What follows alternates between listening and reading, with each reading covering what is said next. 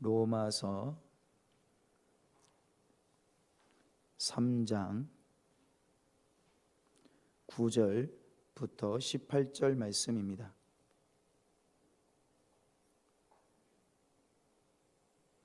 다 같이 합독하시겠습니다.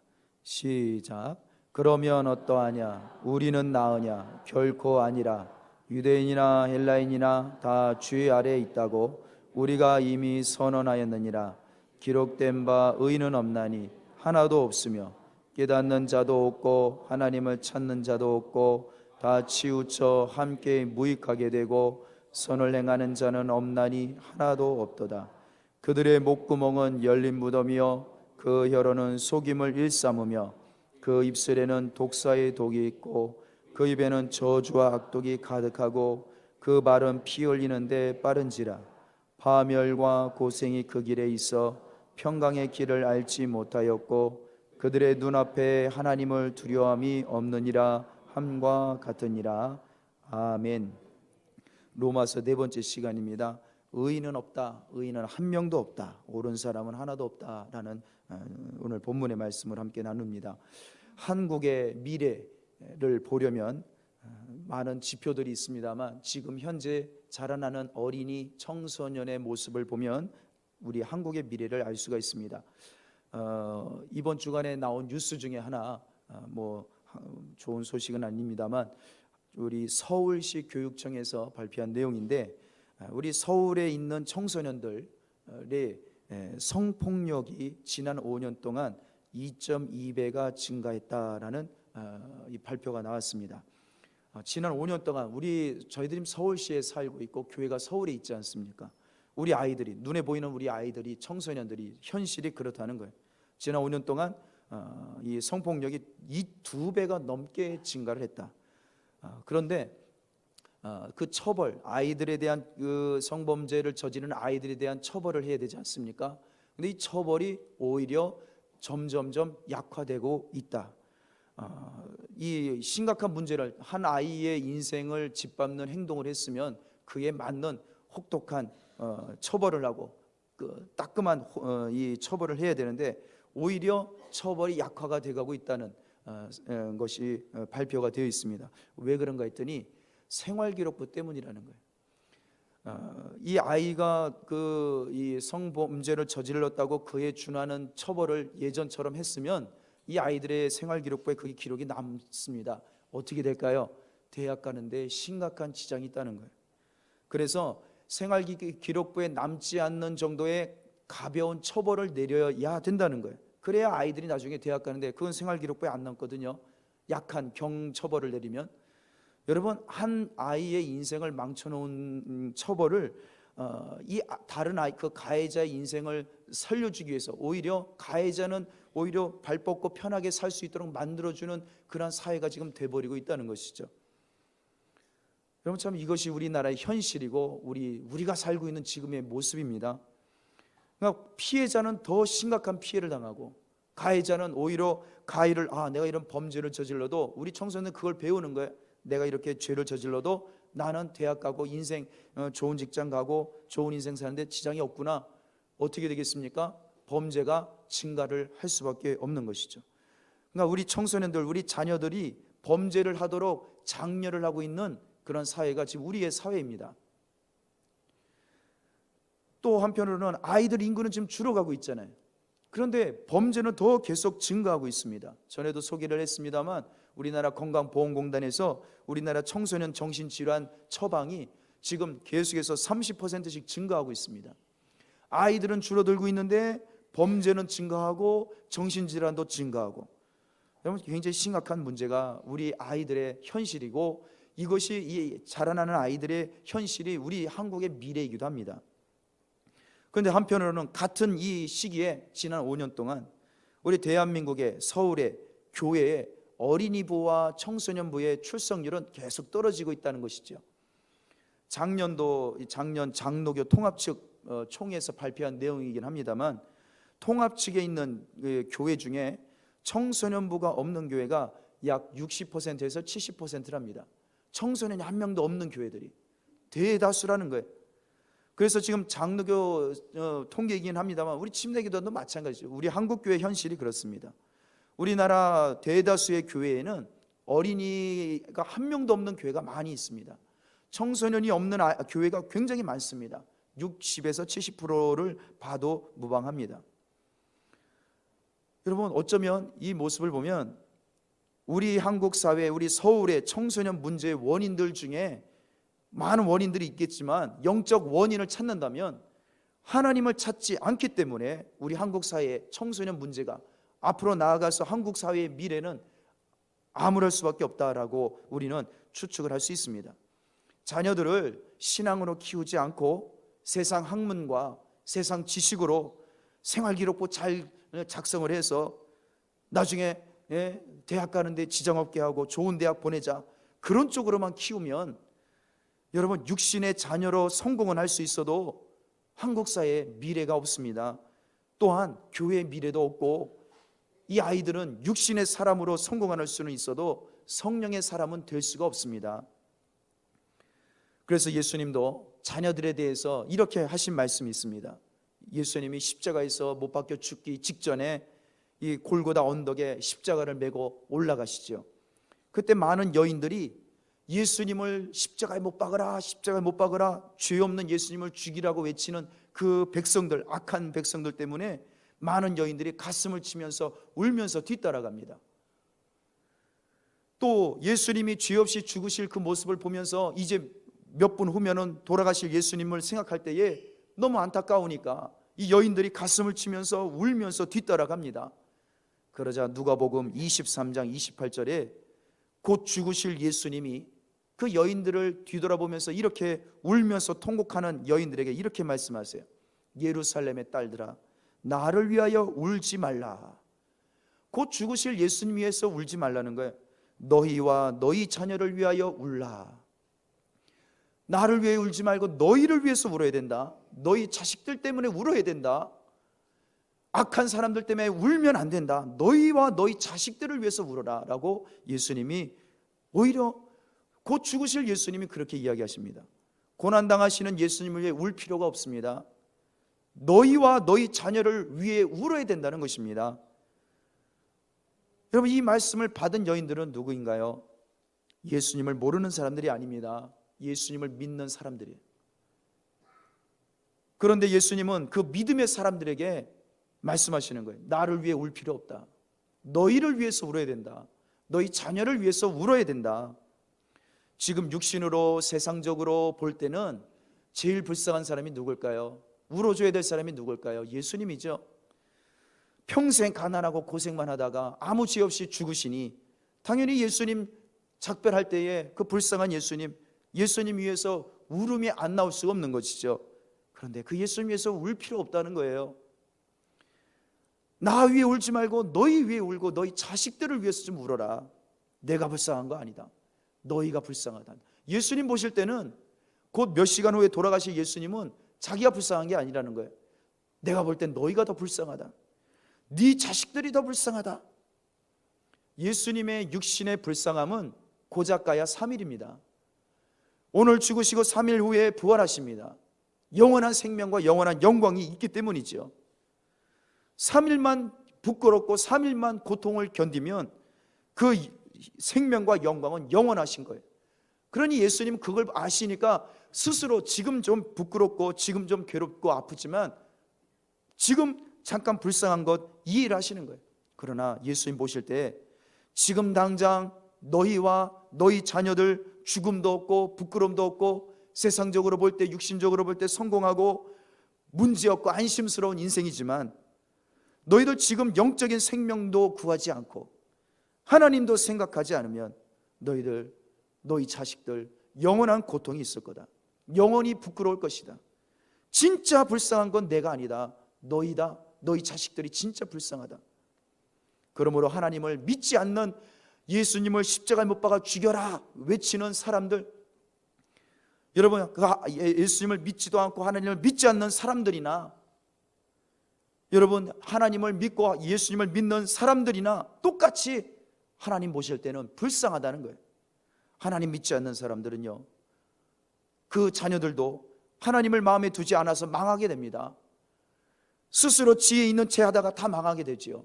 그러나 하나님 믿는 부모도, 하나님 믿는 사람도, 하나님 믿는 부모의 자식들도 불쌍한 인생의 길은 똑같다라는 것을 말씀하고 있습니다. 그래서 오늘 읽으신 본문은 그 말씀을 하시죠. 9절에 그러면 어떠하냐?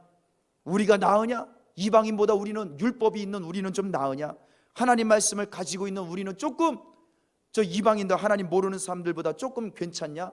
아니다. 결코 아니다. 하나님의 말씀을 가진 유대인이나 하나님 말씀을 모르는 헬라인이나 모두 다 똑같다라는 거죠. 어디에 있습니까? 다 죄 아래에 있다. 죄 아래에 있다는 말씀이 무슨 말씀인가요? 우리는 다 죄인이라는 거예요. 하나님 말씀을 아는 사람이나 가진 사람이나 율법이 있는 사람이나 율법이 없는 사람이나 똑같이 죄인이기는 마찬가지입니다. 똑같이 죄인이므로 똑같이 망할 것은 똑같습니다. 그러므로 10절에 무엇을 선포하고 있습니까? 의인은 없습니다. 얼만큼 없을까요? 한 명도 없다. 하나님을 아는 사람도 의인은 될 수가 없는 거예요. 불쌍한 인생이에요. 불쌍한 인생. 하나님을 모르는 사람은 하나님을 몰라서 망할 것이고, 하나님을 아는 사람은 하나님을 아는 사람들도 자기와 자기 자식들이 미래에 어떻게 될지를 꿈에도 모르고 태연하게 있으니 그게 참 불쌍한 인생이요, 그것이 망할 인생이라는 것입니다. 의인은 하나도 없대요. 한 명도 없답니다. 아니 정말 하나님을 알고 하나님 말씀을 가지고 율법도 알고 이 율법대로 지키고 사는데도 우리가 이방인하고 똑같다면 뭐하러 예수님 믿고 하나님을 믿겠느냐 라고 반문할 수 있죠. 정말 의인이 없을까? 하나님의 율법을 가지고 하나님 말씀을 알고 있는데도 옳은 사람이 정말 한 명도 없을까? 11절에 왜 의인이 없다? 왜 옳은 사람이 없을까? 이렇게 말씀하고 있습니다. 그 이유는 11절에 보면 깨닫는 자가 없습니다. 하나님을 찾는 자가 없기 때문입니다. 하나님을 모르는 사람만 하나님을 안 찾겠지라고 생각하시겠지만 그렇지 않다는 거예요. 하나님을 아는 사람들도 하나님을 안 찾기는 마찬가지입니다. 지난 한 주간을 한번 생각해 보세요. 하나님을 우리가 얼만큼 찾고 하나님을 얼만큼 의지하며 살았는가? 하나님을 얼만큼 깨닫고 살았는가? 자신 있게 이야기할 수 있는 사람이 없습니다. 여러분, 그러므로 유대인이나 유대인이 아닌 사람들이나 이방인이나 똑같이 하나님을 아는 사람이든 하나님을 모르는 사람이든 똑같이 하나님을 안 찾기는 매 한 가지입니다. 거기에 반문을 하실 수 있는 분들도 계실 겁니다. 저는 새벽 기도도 드리고 금요 기도도 나오고 수요 기도도 나오고 또 직장에서 사업장에서 기도도 하고 말씀을 붙들고 있는데요 라고 하시겠죠. 그래서 12절에 또 이렇게 이야기합니다. 그러면 정말 그런가? 정말 24시간 하나님을 찾고 있는가? 나는 옳은가? 12절에 뭐라고 합니까? 다 치우쳐 함께 무익하게 되고 선을 행하는 자가 없나니 한 명도 없다라고 이야기합니다. 다 치우쳐서 무익하다, 무가치한 인생이랍니다. 왜 그렇습니까? 선을 행하지 않기 때문입니다. 이 착하다라는 단어인데요, 헬라어로 착한 사람이 한 명도 없다는 것이에요. 여러분, 나는 착한가요? 혹시 예수 믿는 우리는 정말 착한가요? 얼만큼 착한가요? 혹시 100% 착한 분이 계십니까? 100% 지난 이 한 주간 동안 착한 일을 하면서 사신 분이 계신가요? 우리 교회는 없어도 저 큰 대형 교회는 착한 사람이 있지 않을까? 여러분, 이 지구상에 어떤 교회, 어떤 하나님을 아는 하나님의 자손들 가운데, 하나님의 백성들 가운데, 하나님을 믿는 사람들 가운데 100% 착한 사람이 누가 있습니까? 여러분, 어떤 교회에도 어떤 사람들 중에도 불신자 중에도 마찬가지, 착한 사람은 이 지구상에 한 명도 없습니다. 선을 행하는 사람이 한 명도 없어요. 아니, 하나님의 백성들이 각종 제사를 드리죠. 율법을 따라서 안식일에도 지키고 안식일에 160m 이상 걷지도 않고 불도 피우지 않고 먹을 것은 토요일날 다 준비하고 11조까지 바치는데 왜 착한 사람이 없다고 하십니까? 반문할 수 있습니다. 여러분, 사랑에는요 두 가지 종류가 있다고 한 학자가 이야기를 합니다.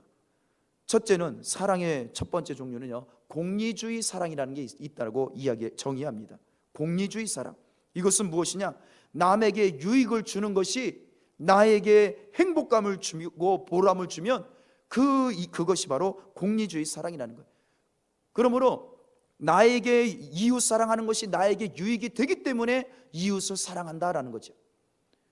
여러분, 이것은 결국에는 이 공리주의 사랑의 목적은, 최종 목표는 무엇인가요? 나의 만족이에요. 나의 보람, 나의 유익, 내가 이웃 사랑을 함으로 인해서 내게 행복이 오고 나에게 기쁨이 오고 유익을 오면 하는 그 사랑은 공리주의 사랑이라는 것이. 두 번째 사랑이 있습니다. 아가페주의 사랑이라는 거예요. 이것은 그런 나의 유익이나 나의 행복이나 자기 만족하고는 전혀 상관이 없습니다. 그냥 이웃 사랑이 그 자체로 목적인 사랑을 말하고 있습니다. 여러분, 하나님이 세상을 사랑하셔서 독생자를 주셨다고 하죠. 하나님의 사랑, 그 사랑은 무엇인가요? 하나님의 사랑은 공리주의적인 사랑일까요? 하나님 사랑은요, 자기를 드러내려고 그 사랑을 하신 걸까요? 자기의 유익과 자기 보람과 나 봐라, 내가 이렇게 너희 사랑한다, 이거 드러내고 인정받으시려고 하나님이 사랑을 하신 것일까요? 그것이 아닙니다. 그저 죄인이 생명을 얻고 죽지 않기를 바라기 때문에 하신 사랑인 것입니다. 하나님 당신을 드러내기 위한 사랑이 아니에요. 하나님께서 내가 너희 이렇게 사랑하니까 나 예배해야 된다, 그런 사랑이 아닙니다. 내가 너에게 이렇게 사랑을 주었고 내 아들 줬으니 너희도 나에게 모든 걸 다 바쳐야 된다, 그런 사랑이 아닙니다. 아무런 대가를 바라지 않는 사랑, 그 사랑을 하나님이 하신 사랑입니다. 그래서 예수님은요, 바리새인들, 하나님의 말씀을 붙들고 율법을 하나도 어기지 않고 지키면서 사는 바리새인들, 하나님 사랑하는 그 바리새인들을 향해 예수님이 뭐라고 하셨습니까? 이 독사의 자식들아, 마귀의 자식들이라고 저주를 하셨죠. 왜 그러셨습니까? 바리새인들의 하나님을 예배하고 하나님 사랑하는 그 사랑은 여러분, 남에게 보이기 위한 신앙생활이었다는 것입니다. 남에게 보이기 위해서 기도하고 남에게 보이기, 인정받기 위해서 예배를 드리고 안식일을 지키고 다른 사람들에게 칭찬받으려고 11조를 바친 거죠. 여러분, 그러므로 하나님 눈에 보일 때는, 하나님 눈에는 유대인이나 이방인이나 착한 일을 행하는 자가 한 명도 없다고 선포하시는 겁니다. 하나님을 깨닫는 자가 한 명도 없는 거예요. 하나님 마음을 알아주는 사람이 없습니다. 하나님을 제대로 찾는 사람이 없습니다. 전부 다 자기 유익을 위해서 하나님을 찾고 최종적인 목적은 다 자기의 만족을 위해서 신앙생활을 하고 하나님을 예배하는 사람밖에 없다는 것이죠. 우리가 볼 때는 예배와 신앙생활이 올바른 것 같지만 하나님의 눈에는 옳은 사람이 이 세상에 한 명도 없다라고 선포하고 계십니다. 13절에 한번 보실까요? 그러므로 하나님 눈에 보일 때는 유대인이나 이방인이나 똑같습니다. 어떤 점이 똑같을까요? 목구멍이 다 열린 무덤이라 말하고 계시죠. 열린 무덤, 무덤이 열렸습니다. 어떻게 생각이 드십니까? 어떤 생각이 드십니까? 끔찍하죠. 시신이 썩어 있는데, 냄새 나는데, 부패한 시신이 보이는데 열린 무덤에, 그런데 그것이 누구라고 말씀하십니까? 바로 유대인과 이방인 똑같이 그렇다는 거예요. 하나님을 아는 사람들이나 하나님을 모르는 사람들이나 율법이 있는 사람이나 없는 사람이나 하나님의 백성이라고 자부하는 할례받은 백성이나 아닌 사람들이나 모두 다 하나님 눈에는 열린 무덤입니다. 죽은, 다 썩은 상태라는 거예요. 썩어 문드러져 있는, 차마 보기가 힘든, 쳐다보고 싶지도 않은 그러한 상태. 하나님 눈에 보일 때는, 하나님 눈에는 저와 여러분들이, 또 이 교회에 있는 분들이나 하나님을 모르고 교회 밖에 계신 분들이나 하나님 눈에는 전부 다 썩은 시신과 같다는 것이. 13절 하반절에도 뭐라고 합니까? 하나님 눈에는 그 혀로 속임을 일삼는 자로 다 보이십니다. 그 혀로 말을 할 때마다 무슨 말만 하겠습니까? 전부 다 거짓말만 하는 것입니다. 혹시 세상에 지금까지 사시면서 평생 한 번도 거짓말 안 한 사람을 혹시 아시는 분이 계십니까? 거짓말하지 않고 과장하지 아니하고 진실만을 일평생 말한 분을 알고 계시는 분이 계십니까? 그런 분 계시면 한번 소개 좀 해주십시오. 그런 옳은 사람이 한 명도 없어요. 다 거짓말합니다. 저는 그러면은 어떨까요? 저는 정직과 진실만을 말하면서 살아왔고 앞으로도 그렇게 살겠습니까? 여기 계시는 누가 평생 주님 앞에 서는 날까지 나는 거짓말 한 번도 하지 않냐고 살 자신이 있다고, 그리고 그렇게 진실만을 말하면서 여기까지 살아왔다고 자신하는 분이 혹시 계십니까? 없습니다. 그런 사람 없습니다. 13절에 또 말합니다. 그 입술에는 독사의 독이 있다. 독사의 독이 무엇인가요? 14절에 이어서 말하는데요, 그 입에는 저주와 악독이 가득하다. 같은 말입니다. 그 입술에 독사의 독이 있고 그 입에는 저주와 악독이 가득하다. 말을 할 때마다 어떤 말만 할까요? 사람들을 죽이는 말만 하는 거예요. 사람들을 상처 주는 말만 합니다. 말할 때마다 독사의 독사. 독사가 물면 그 사람은 죽습니다. 물린 자국은, 그 부분은 썩어 문드러집니다. 괴사라고 하죠. 괴사. 예수를 믿는 자나 하나님을 아는 자나 모르는 자나 입술로 하는 말들이 전부 다 남을 죽이는 말만 하는 거예요. 남을 상처 주는 말만 하는 것입니다. 그걸 독설이라고 하지 않습니까? 독설. 여러분, 혹시 말할 때마다 다른 사람을 살리는 말만 하는 사람을 혹시 아십니까? 그런 사람이 존재합니까? 어제는 좋은 말, 위로하는 말, 생명의 말을 했다가 하더라도 오늘 마음이 바뀌어서 또 언제 어떻게 나에게 독설을 퍼붓고 나에게 상처를 주고 내가 다른 사람에게 독설을 하는 그런 인생이 우리 인간이 아닙니까? 여기에는 하나님을 아는 자나 모르는 자나 똑같다는 것이에요. 그래서 의인은 없다라고 선포하고 있습니다. 15절에 왜 의인이 없을까요? 왜 옳은 사람이 없을까요? 그 발은 피 흘리는데 빠른 사람이라는 거 말하고 있습니다. 남을 돕는다 하지만, 이웃을 사랑한다 하지만, 남을 위해서 산다고 하지만 결국에는 자기 만족을 위해서 사는 거예요. 전부 다 다른 사람의 것을, 다른 사람을 때리고 다른 사람이 갖고 있는 돈을 내가 빼앗아야만 내 지갑이 두둑해질 수 있는 것이, 이것이 우리가 살고 있는 사회입니다. 생활기록부, 내 생활기록부는 좋게 쓰기 위해서 피해당하는 사람들은 그 피눈물을 생각하지 않는다는 거예요.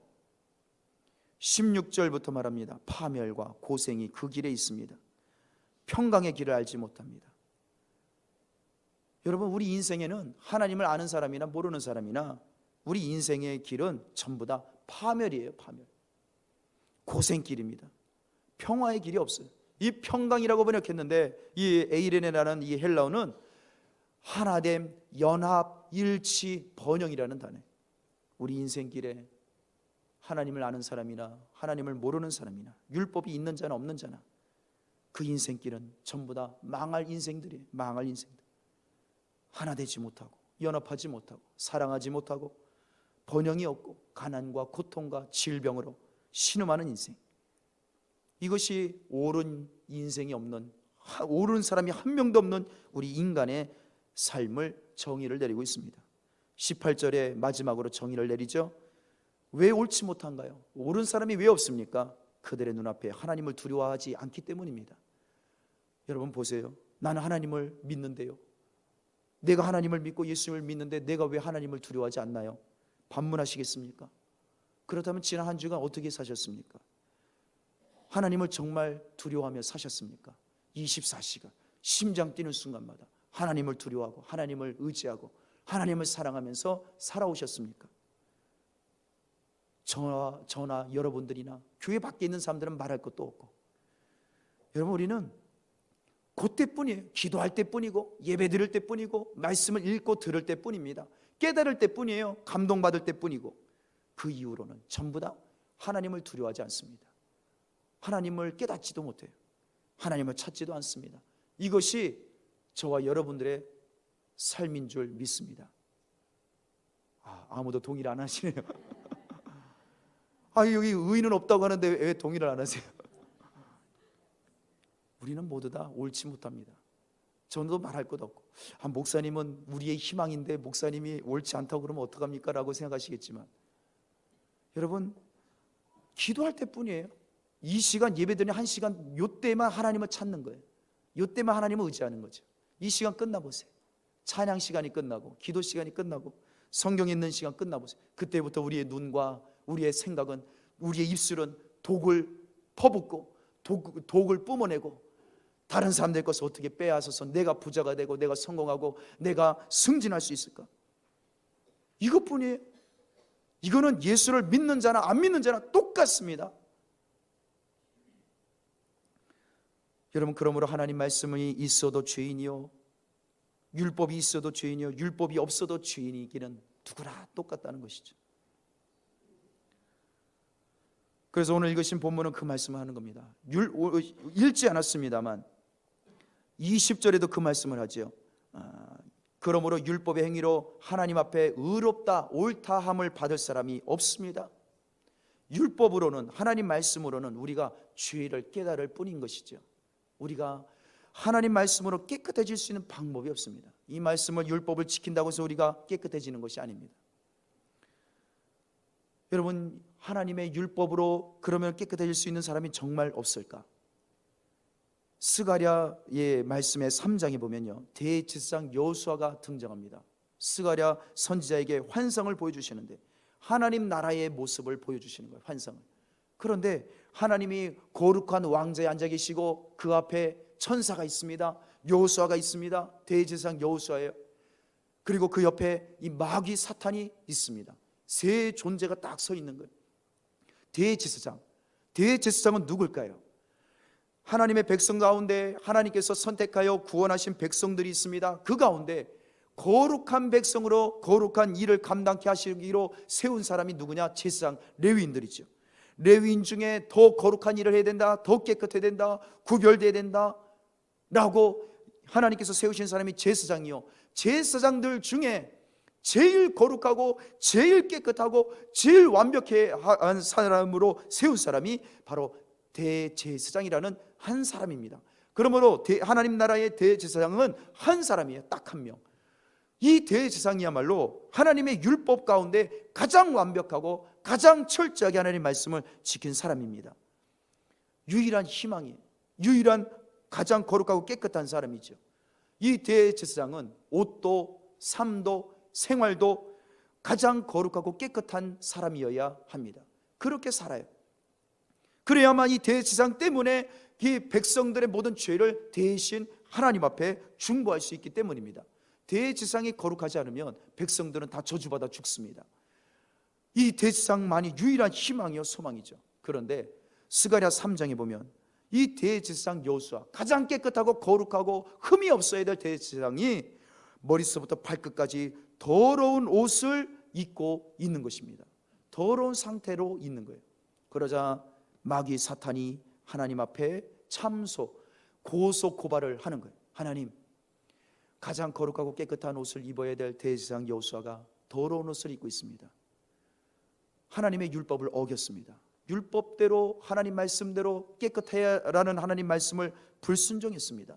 그러므로 하나님, 대제사장 여호수아, 말씀을 순종하지 않은 대제사장 여호수아를 하나님 저주와 사망으로 심판하옵소서, 그렇게 고소를 하는 장면이 스가랴 3장 1절부터 기록되어 있습니다.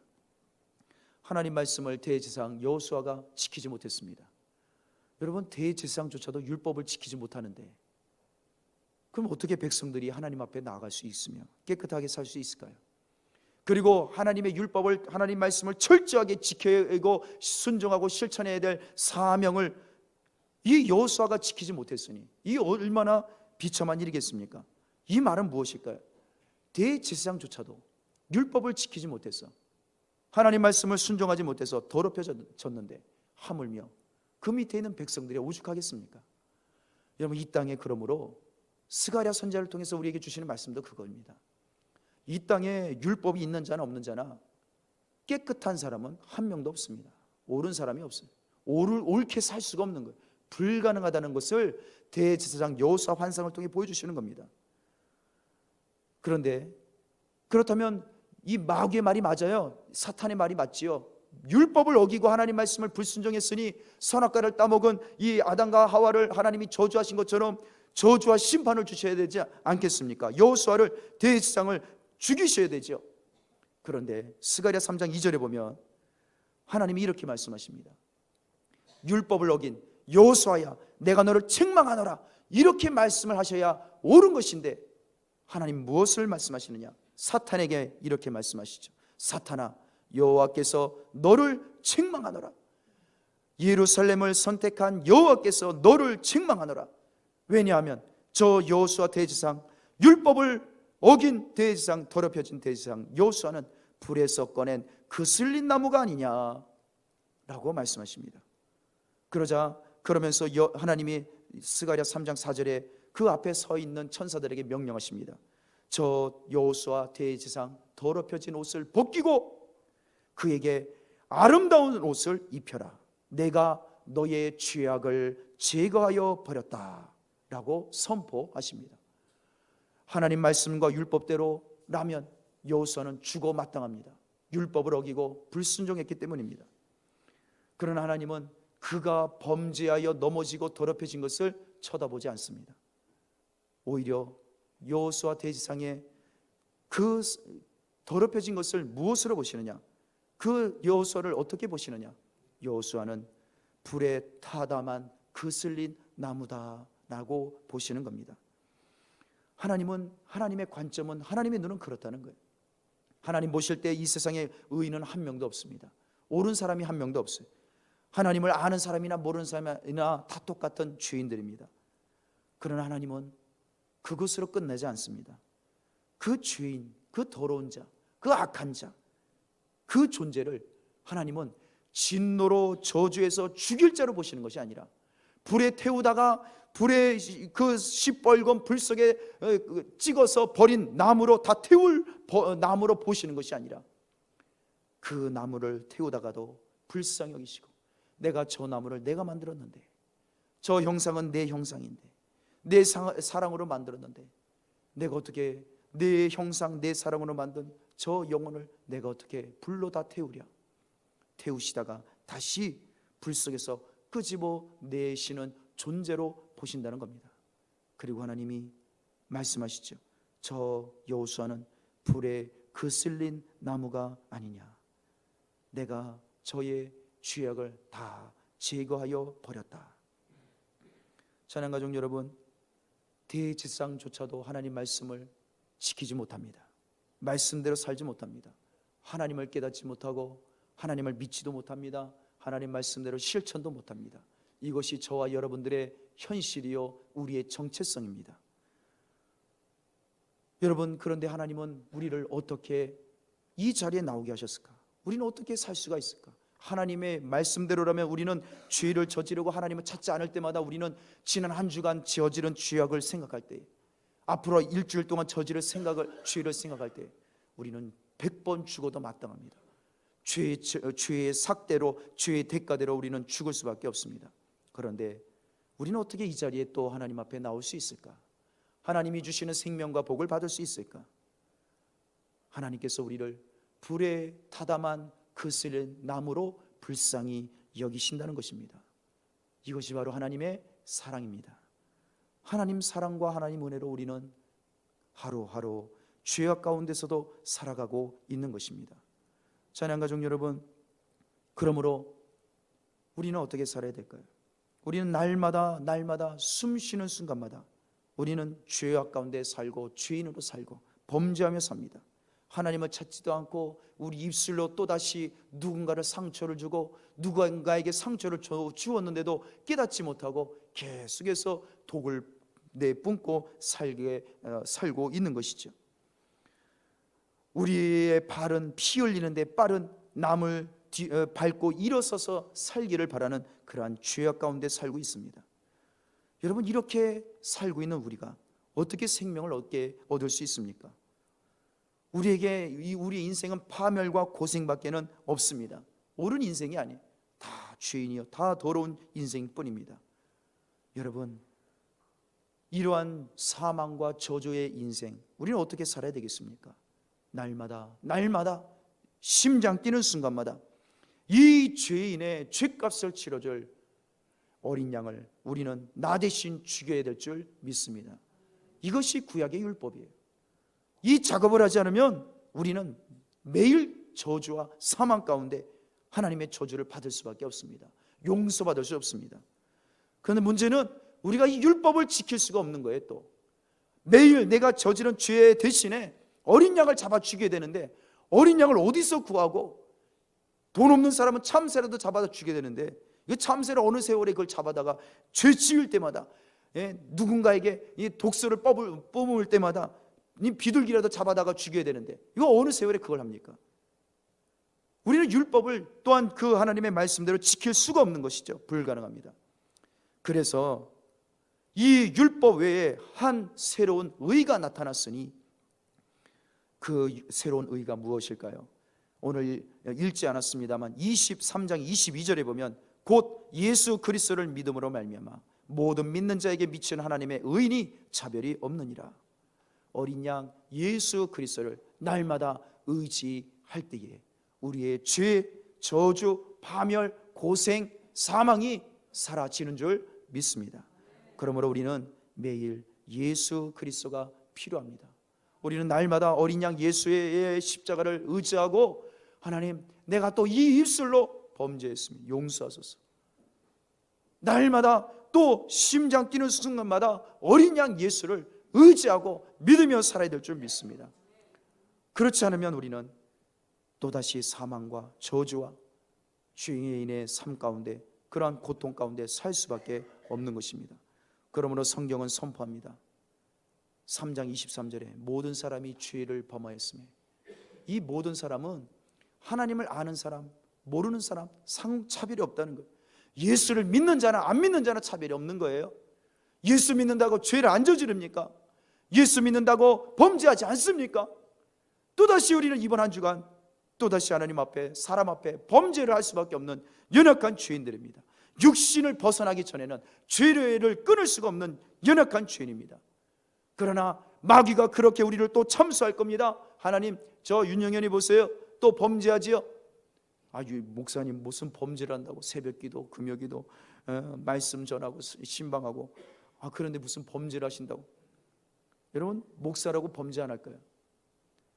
우리나라에서 제가 아는 목사님 중에 기도를 제일 많이 하는 목사님을 저는 알고 있습니다. 많은 분들이, 목회자들이 알아요.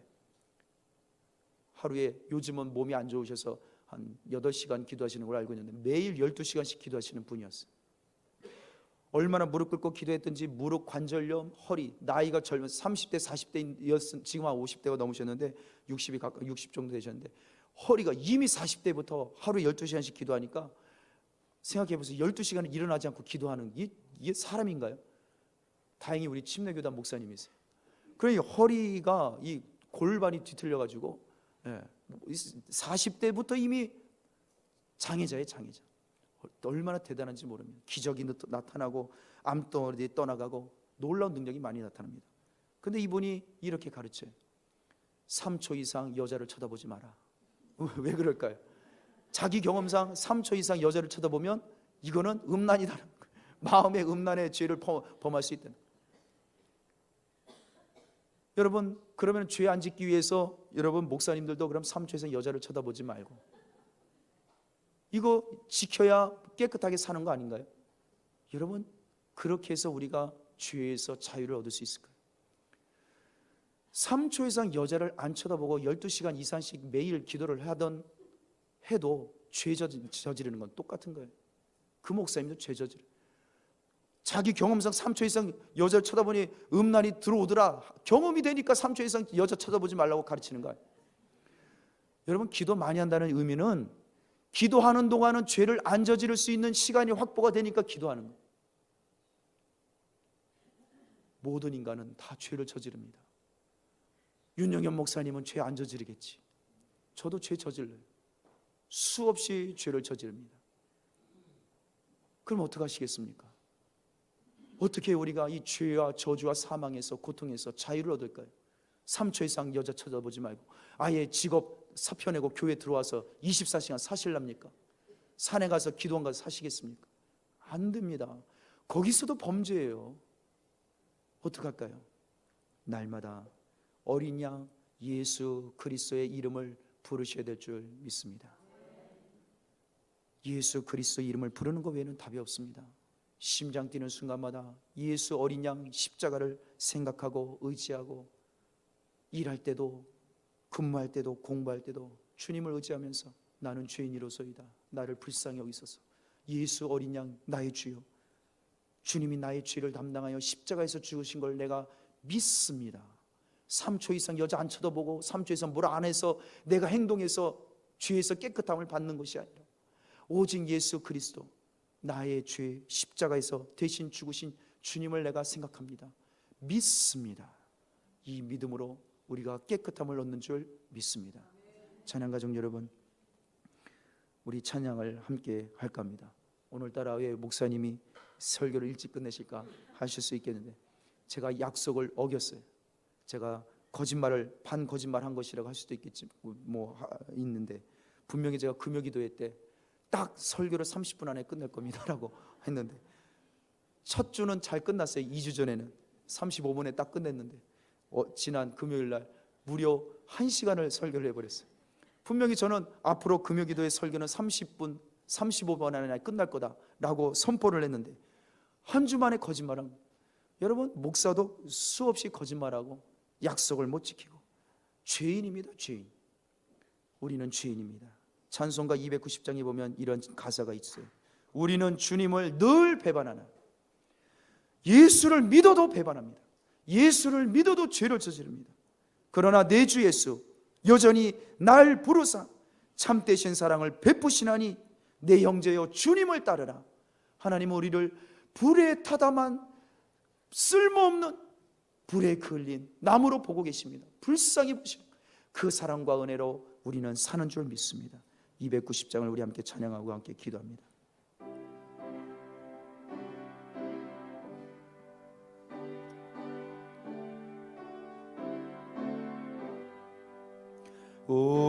우리는 주님을 늘 배반하나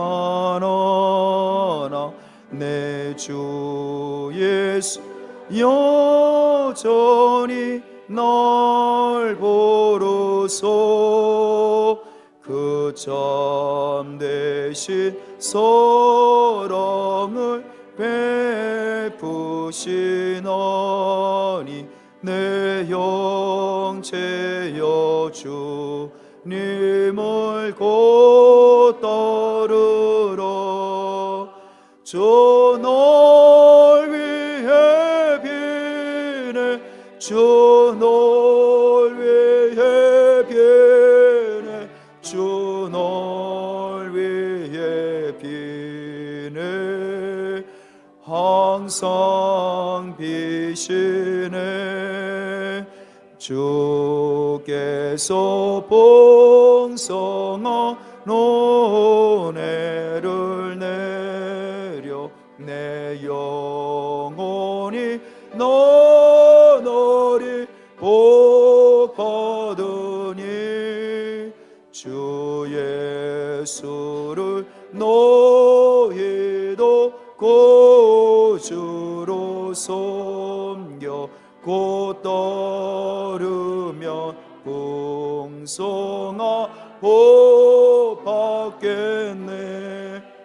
주 널 위해 비네 주 널 위해 비네 주 널 위해 비네 항상 비시네 무거운 짐 지고 애타는 인생 주 예수께 돌아와 보시오로 내 주 예수 너희를 돌보실 때에 참 복락과 네가 넘치겠네. 주 널 위해 비네 주 널 위해 비네 주 널 위해 비네 항상 비신. 이 시간 기도하실 때 하나님, 저는 죄인입니다. 의로운 사람, 옳은 사람 저도 똑같습니다. 예수 믿는 자나 안 믿는 자나, 기도 많이 하나 못하나, 하나님, 한 달에 한 번 교회 오나 못 오나 똑같습니다. 하나님이여, 이 죄를 용서하소서. 하나님, 손가락질한 죄를 용서하시고, 하나님, 내 눈에 있는 대들보를 보게 하시고, 아버지 하나님, 그러나 하나님께서는 나를 불에 그슬린 나무로 불쌍히 여기시고 사랑하시는 그 사랑으로, 그 사랑 때문에 내가 살 수 있습니다. 하나님, 나를 사랑하셔서 아무 대가 없이 독생자 어린 양을 주셔서 감사합니다.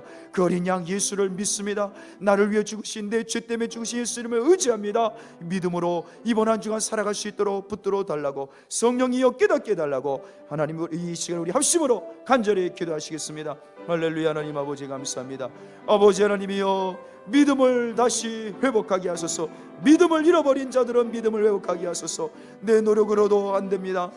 내가 3초를 이상을 안 쳐다본다고 해서 되는 것이 아닙니다. 하나님, 인간의 마음에는 온갖 죄악과 교만과 탐욕과 자기를 사랑하고 돈을 사랑하고 교만하고 악하고, 아버지 하나님이여, 남에게 독서를 뽑고 하나님 독서의 도구의 혀를 가지고 있습니다. 우리 속은 썩은 열린 무덤밖에는 될 수가 없습니다. 우리가 이 땅에 옳은 사람이 한 명도 없습니다.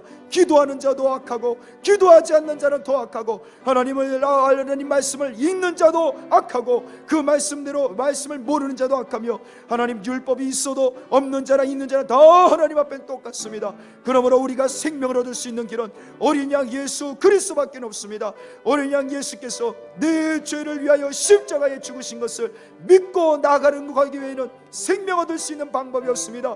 예수 외에는 길이 없습니다. 어린 양 예수님을 온전히 의지하는 믿음을 주옵소서.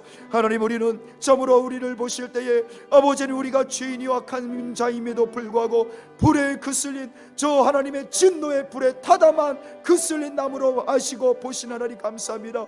이 하나님의 은혜와 하나님의 사랑으로 겨우 살아가고 있습니다. 하나님의 은혜를 또 의지하게 하소서. 하나님 아버지여, 넘어졌어도 하나님 앞을 하나님을 더 찾게 하소서. 하나님, 더럽혀졌어도 하나님을 다시 한번 찾게 하소서. 아버지 하나님, 기도 못했어도 하나님을 다시 담대하게 하나님 앞을 의지하며 나아가게 하소서. 그래요, 하나님이 주시는 그 불쌍히 여기시는 사랑과 은혜를 또다시 받고 다시 한번 일어설 수 있는 우리 찬양교회 성도들 되게 하소서. 하나님은 절대로 우리를 버리지 않으십니다. 하나님은 절대로 우리가 불에 다 타다가 이제 죄밖에 남지 않았다 할지라도 우리를 그렇게 버리지 않습니다. 이는 불에 타다만 나무가 아니냐. 우리를 보신 하나님, 우리를 불쌍히 여기시고 우리의 더러운 죄악들을 네 죄가 다 사하여졌도다, 네 죄는 다 내가 용서했다, 하나님의 선포를 믿게 하소서. 죄가 있어도 죄를 사하신 하나님을 믿게 하소서. 내가 언제든지 주님 앞에 죄를 인정하고 고백하면 하나님은 미쁘시고 의로우사 우리 죄를 용서하시는 이 하나님이심을 믿게 하여 주셔서, 더럽혀져도 또 하나님 앞에 나와 무릎 꿇게 하시며, 아버지 하나님이 연약해져도 또 하나님을 찾게 하여 주셔서, 하나님이 주시는 그 사랑과 은혜를 넘치게 받는 우리 찬양교회 성도들 되게 하여 주옵소서. 이 예수 그리스도의 이 하나님에 대한 믿음을 온전히 갖는 우리 찬양교회 성도들 되게 하여 주옵소서. 오 하나님 아버지, 불쌍히 여기소서. 기도를 많이 하나 기도를 못하는 자나 아예 하나님을 모르는 자나 다 하나님 보실 때는 똑같습니다. 불에 타다만 불에 타고 있는 나무와 같이 하나님은 보고 계십니다. 그러나 하나님은 말씀하십니다. 네 죄가 사하여졌도다, 네 더러움을 내가 깨끗하게 한다. 하나님의 이 약속을 믿게 하여 주옵소서. 하나님은 죄가 없다고 용서해 주실 수 있는 권세가 하나님께 있음을 믿게 하여 주옵소서. 그러므로 이 믿음을, 이 하나님에 대한 믿음을, 이 사랑이 많으신 하나님이 우리를 불쌍히 여기시고 내가 다 타고 있어서 이제 얼마 남지 않은 그러한 나무와 같다 할지라도 이는 불에 거슬린 나무가 아니냐. 내가 저를 불쌍히 여기고 내가 저를 사랑하고 내가 저의 죄를 다 용서한다라는 하나님을, 그 사랑을 믿게 하여 주시옵소서. 우리의 힘과 노력으로는 아버지 하나님 복을 받을 길이 없습니다. 우리의 입술과 우리의 손과 발은 또 악을 행할 뿐입니다. 그러므로 아버지 하나님, 이번 한 주간 우리가 넘어지고 범죄하고 우리가 쓰러져도 예수 그리스도 하나님의 그 사랑을 의지하여 또다시 겸손히 하나님 앞에 나가게 하소서. 이 어린 양 예수 그리스도를 의지하게 하소서. 나를 죄를 위하여 죽으신 예수 그리스도 십자가를 믿고 고백하는 이번 한 주간 되게 하여 주시옵소서. 예수님의 이름으로 감사드리며 기도합니다. 아멘. 지금은 하나님 아버지 은혜와 예수 그리스도의 사랑하심과 성령의 교통하심이 이 자리에 참석한 우리 모든 교우들 머리 위에 이제로부터 영원토록 함께 계시기를 간절히 축원하옵나이다. 아멘.